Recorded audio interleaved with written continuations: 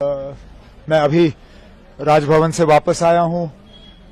माननीय lieutenant governor साहब से मेरी मुलाकात हुई। मुलाकात के दौरान मैंने उन्हें नेशनल कॉन्फ्रेंस, कांग्रेस, सीपीएम, आम आदमी पार्टी और जिन इंडिपेंडेंट्स के तरफ से नेशनल कॉन्फ्रेंस को समर्थन की चिट्ठी मिली है, उन्हें उन चिट्ठियों को मैंने लेफ्टिनेंट गवर्नर साहब के हवाले किए और उनसे गुजारिश की कि जल्द से जल्द वो तारीख मुकर्रर करें ताकि यहाँ ओथ लिया जाए और लोगों की चुनी हुई हुकूमत जो है अपना काम संभाले। किस तारीख को सर ओथ सेरेमनी? अब ये लंबा सिलसिला रहेगा क्योंकि ऐसा नहीं है कि एक इलेक्टेड गवर्नमेंट को दूसरे इलेक्टेड गवर्नमेंट का जो है में तब्दील होगा। सेंट्रल रूल है, यूनियन टेरिटरी है और गवर्नर साहब को एक अपने कागज तैयार करके पहले राष्ट्रपति भवन भेजने हैं। राष्ट्रपति भवन से वो फिर होम मिनिस्ट्री में जाते हैं। होम मिनिस्ट्री अपना उसमें प्रोसीजर करके वो जो उनको अपनी कागजी कार्रवाई करनी होती है वो सारा करके वापस आ जाता है। तो फिलहाल हमें ये कहा गया है कि इसमें 2-3 दिन तो लग ही जाएंगे। तो अगले हफ्ते ट्यूसडे वेंसडे से पहले मुझे उम्मीद नहीं है।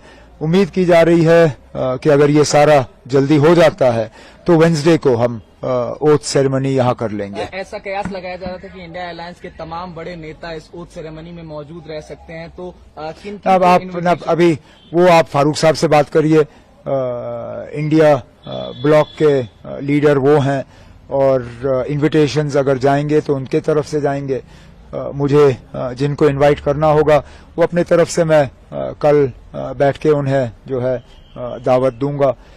लेकिन फिलहाल तो अब ओथ की तैयारी हो रही है। सर, आज कांग्रेस लीडर्स भी मिलने आए थे, तो क्या कोई डिमांड्स या कुछ नहीं? उन्होंने अब डिस्कशंस तो हमारी रहती हैं, हम मिलके हुकूमत बना रहे हैं। उनका जो है लेटर ऑफ सपोर्ट हमें हासिल हुआ है और उन्होंने आज अपनी बैठक की। उनकी अपनी बैठक में उन्होंने अपने हाईकमांड को इजाजत दी कि वो सीएलपी का जो है फैसला करें, सीएलपी लीडर का फैसला करें। तो हमने जो अपनी अंदरूनी बातें करनी थी वो हमने की। सर, काफी इंडिपेंडेंट कैंडिडेट्स भी अब ज्वाइन इन कर रहे हैं। एनसीएम ने देखा पिछले कुछ दिनों में, तो क्या स्पेकुलेशन है कि और जो बाकी हैं वो भी ज्वाइन करेंगे, ऐसा कुछ? नहीं, ऐसी बात नहीं है। ये आमतौर पे वही लोग हमारे साथ जुड़ रहे हैं जो पहले भी हमारे साथ जुड़े हुए थे। एक आध को छोड़ के ये सारे वही हैं जिनको शायद अलायंस की वजह से अपनी सीट नहीं मिल पाई और वो आजाद उम्मीदवार के तौर पे इलेक्शन लड़के गए और जीत गए।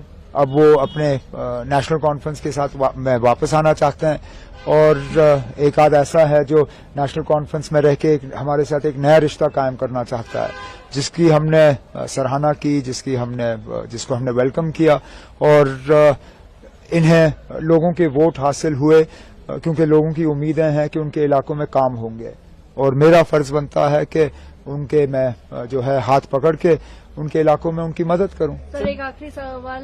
इल्तिजा मुफ्ती जी क्लेम कर रही हैं कि बिज बिहारा में एनसी के वर्कर्स जो है वैंडलिज्म कर रहे हैं, they are attacking their workers. How do you? मुझे कुछ नहीं कहना इसमें।